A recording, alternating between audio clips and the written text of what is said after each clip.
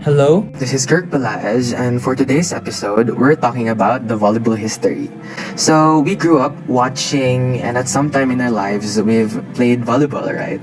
And have you ever just looked up at your TV and watched those cartoons and gameplays about volleyball?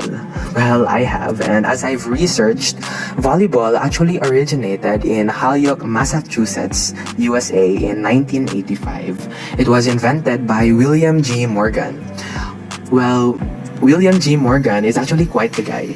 William G. Morgan is the physical director of the Young Man Christian organization, which works to bring social justice and peace to young people and their communities, regardless of religion, race, gender, and culture. He named the game Mintonet until some college professor in Massachusetts proposed the name volleyball. So thank you, sir, college professor.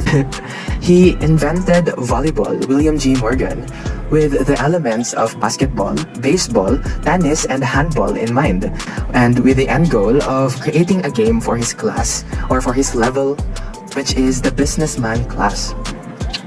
There and then, he made a book which was the official handbook of the Athletic League of the Young Man's Christian Association of North America, a very long titled book, which included the rules of the game. After that, the game spread like wildfire. It was played by guys and girls in schools, organizations, as well as the armed forces. This is why in 1916, the NCAA, or the National Collegiate of Athletic Organization, issued joint rules for the game, which paved the way for its first national tournament in New York in 1922. 5 years later, in 1928, the USBVA was formed to conduct annual games for men ages 35 and above, as well as women ages 30 and above. Fun fact, the World War II actually had a great impact in why volleyball spread throughout the countries or throughout the world. And this is because the American soldiers actually taught the European soldiers how to play.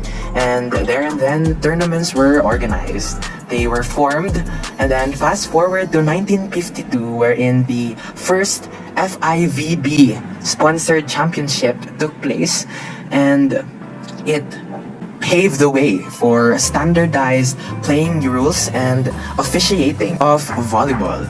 And then in 1964, the Tokyo Olympics happened, and the volleyball became part of its lineup for games. And this was played both by men and women. But it didn't stop there, because as we know, it had grown into a much bigger line of sport, right? Especially in the 21st century, and is still continuing to prosper into a much better sport for our young athletes all over the world. So it's a sight to behold that it's actually improving as we go along in our future. So with this in mind, thank you for listening, and stay tuned for our next episode.